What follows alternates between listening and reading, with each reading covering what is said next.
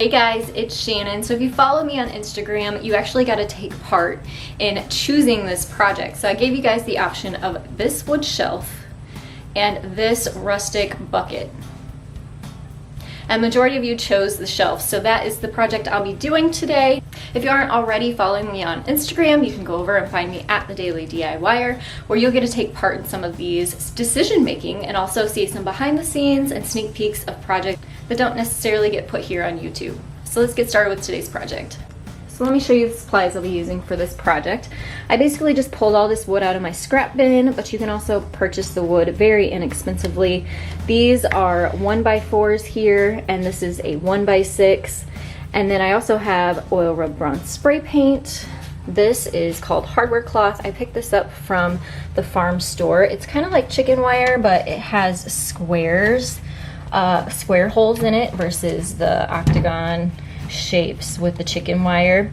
And this is 1/2 inch size squares, and the reason that's important is because you're also going to need washers, and the washers need to be bigger than the squares in the mesh because it's what's going to hold the mesh on.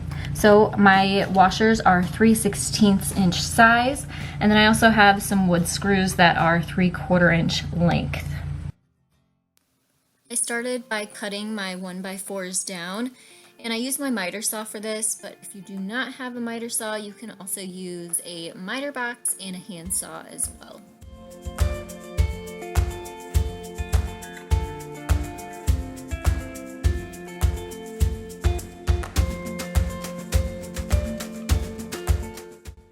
So I wanted to give you the measurements of mine, but I also wanted to let you know that you can adjust these measurements to fit your space. So if you want something longer or shorter, of course you can do that. Mine is 15.5 inches long. So my 1x6 and this 1x4 are 15.5 inches long. And then my 1x4s that will go on the ends like this are the same width as this 1x4. So they're about 3.5, just a tad bit bigger than 3.5 inches. So I have 2 of those that will sit on the ends like that. And then the 1x6 will be the back. So what I'm going to do is sand all these pieces down and stain them. I like to use 80 grit sandpaper when I'm sanding down my wood. It kicks off all of the hard and rough edges, but it also smooths and sands nicely. I'm using a dark wood stain here by Minwax called Jacobine. I did cover the entire surfaces of all of the boards, the front, back, and all of the sides. You can leave your hardware here, the silver color if you'd like. I wanted it to have more of a rustic finish, so I used this oil rubbed bronze spray paint by Rust-Oleum.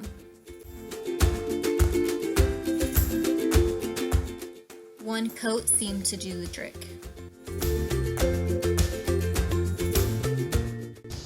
So now that the wood has had some time to cure, it's time to put it together. I'm going to be using my brad nailer here with 1 1/4 inch brad nails. I started by attaching the bottom to the back, and it helped to use one of those end pieces as a brace in the middle to kind of hold the piece straight and sturdy while I added a few nails.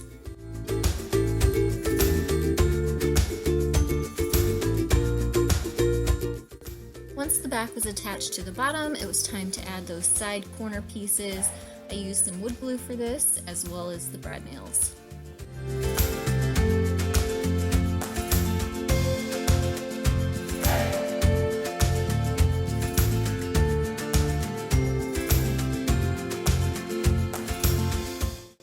So now this is built,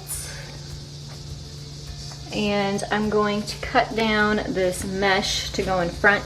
You definitely want to make sure that you wear some gloves for this because these metal points are going to get really sharp and you don't want to cut yourself. And I'll be using some tin snips to cut it down. I measured the front of the shelf, and then I transferred those measurements onto the mesh using a black marker, and then used my tin snips to snip that out.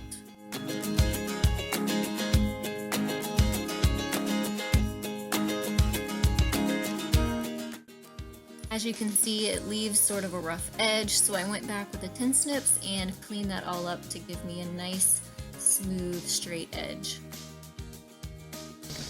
Alright, so I have my mesh all cut down, and what I'm going to do is just lay this on top of here, and then I'm going to come in with my drill with a small bit on it and drill pilot holes in the corners, the 4 corners, as well as one down here in the middle, and that'll make it a little bit easier for me to get these wood screws through the washers and drilled into the wood to hold the mesh on, and that'll help sort of keep me from messing up the finish, the spray paint that I added on to the heads of the nails and the washers.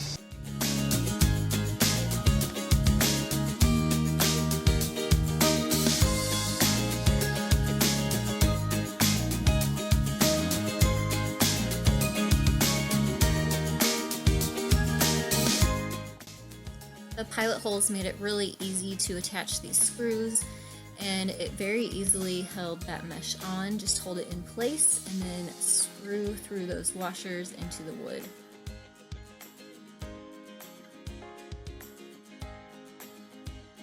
To hang this shelf, I just used some sawtooth picture hangers, and they have these little teeth in the back that you just hammer right down into the wood, and I added a picture hanger on both corners. And here's a look at the finished farmhouse shelf. I've styled it here for the fall season, but you could add so many different things to this, from spices for your kitchen. You could add this to your bathroom and put some organizing bins in there, or add your washcloths to there. So many different ideas and places you could use this.